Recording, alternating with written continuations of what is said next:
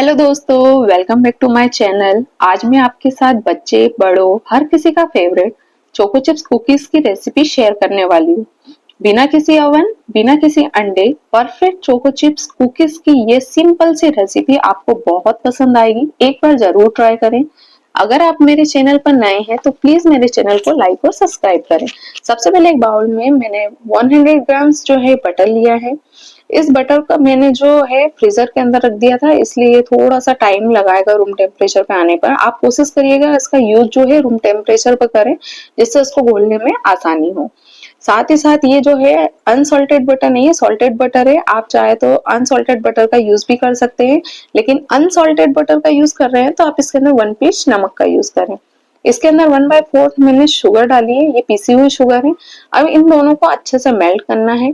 हमें जब तक मेल्ट करना है जब तक कि हमारा बटर का जो कलर है वो हल्का सा पीला कलर नहीं हो जाता, क्योंकि ये डार्क पीला है।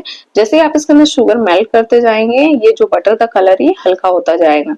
जब ये अच्छे से दोनों मेल्ट हो जाए, अब इसके अंदर हम 1 कप मैदा, 1/8 कप कोको पाउडर, आप चाहे तो इसके अंदर 1/4 कप भी डाल सकते हैं कोको पाउडर, अगर आपको ज्यादा चॉकलेटी पसंद है तो। साथ ही साथ 1 टेबल स्पून बेकिंग पाउडर का यूज करा है। बेकिंग पाउडर डालने से जो हमारे जो कुकीज होंगी वो अच्छी फ्लफी बनेंगी। साथ ही साथ ये जिसके अंदर जो टेक्सचर होना चाहिए वो उसका टेक्सचर होगा।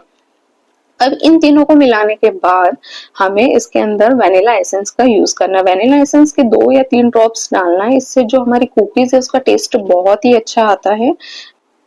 अब इन तीनों इंग्रेडिएंट्स को हम अच्छे से बटर और शुगर का जो हमने बैटर तैयार किया था उसके अंदर अच्छे से मिक्स करेंगे।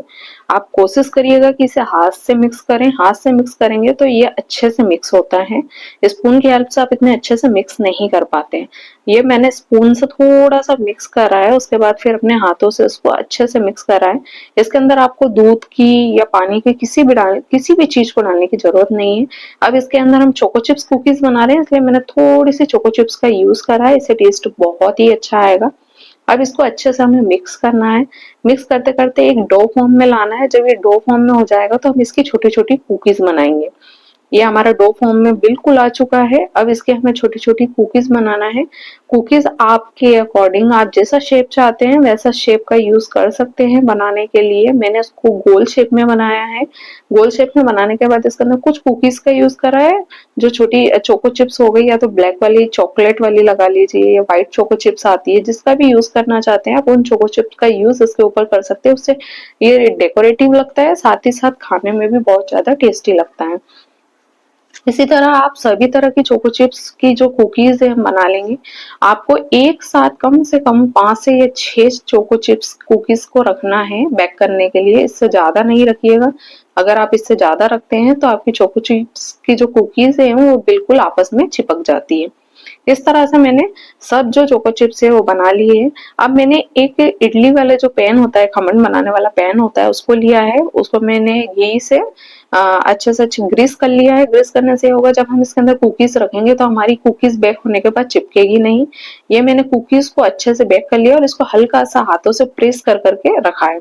आप कोशिश करिएगा, मैंने तो 6 से 7 कुकीज रखी है, आप कोशिश करिएगा इसे 4 से 5 कुकीज से ज्यादा ना रखे, क्योंकि इसको ज्यादा रखने से क्या होता है, ये बेकिंग पाउडर डालने से वैसे जैसे ही फूलती है तो ये एक में एक हो जाएगी। इसका जो शेप है ये आकार में जैसे ही बेक होगा ये अपने आप में डबल हो जाएगी। इसको मैंने हल्का सा प्रेस कर करके ग्रीस करे हुए बर्तन में रख लिया। अब इसको आप चोको चिप्स डेकोरेशन, आपको जो चीज का यूज करना है डेकोरेटिव करने के लिए आप उसका यूज कर सकते हैं। मैंने चॉकलेट चोको चिप्स का यूज करा है। इसी तरह से मैं सभी जो भी कुकीज है उनके ऊपर चॉकलेट चोको चिप्स का यूज करेंगे। और साथ ही साथ मैंने व्हाइट चोको चिप्स की कुकीज भी बनाई है। इन चोको चिप्स को लगाने के बाद अब इन्हें हमें बेक करना है। बेक करने के लिए मैंने अपनी जो कढ़ाई है उसको गैस के ऊपर फ्री हीट करके रखा था 15 मिनट के लिए, वो फ्री हीट हो गई है। फ्री हीट होने के बाद अब ये जो हमारी कुकीज है इनको हम हमारे पैन के अंदर रखेंगे। पैन के अंदर रखने के बाद इसे हमें ज्यादा देर बेक नहीं करना है, 10 से 12 मिनट। 10 से 12 मिनट करने के बाद इसे हम निकाल लेंगे। जब आप इसको बेक होने के बाद निकालेंगे तो आप देखेंगे जो हमारी कुकीज है कितनी डबल हो गई है। मैंने ज्यादा कुकीज रखी थी, आप थोड़ी कम रखिए, 4 से 5 कुकीज रखिए, वही ठीक रहती है। या फिर आप चाहे तो उसका शेप छोटा या बड़ा कर सकते हैं। अब जब 10 या 12 मिनट के बाद ये बेक हो जाएगी, उसके बाद आपको उसको 15 मिनट तक हाथ नहीं लगाना है। 15 मिनट के पहले अगर आप उसको निकालने की कोशिश करेंगे या उसका क्रंचनेस देखने की कोशिश करेंगे तो ये टूट जाएगी। इसको आपको कम से कम 10 से 15 मिनट तक रखना है, उसके बाद ही उसको निकालना है। ये मैंने व्हाइट चोको चिप्स की कुछ कुकीज बनाई थी, ये मैंने कम बनाई है क्योंकि उसका शेप बहुत ज्यादा बड़ा हो गया था। व्हाइट चोको चिप्स की कुकीज ये देख लीजिए कितनी परफेक्ट और कितनी बढ़िया बनकर निकली है। अब ये हमारी कम से कम 15 मिनट तक मैंने इसको रखा था, 15 मिनट बाद इनको निकाला है। आप देखेंगे इसका टेक्सचर, मैं आपको तोड़ के भी बताती हूँ कितनी परफेक्ट बनी है। आप इसको खा के देखिए, आपको इतनी पसंद आएगी, ये बिल्कुल इतनी टेस्टी बनी है, मैंने सोचा भी नहीं था। एक बार जरूर ट्राई करिए, आपको बहुत पसंद आएगी। Thank you.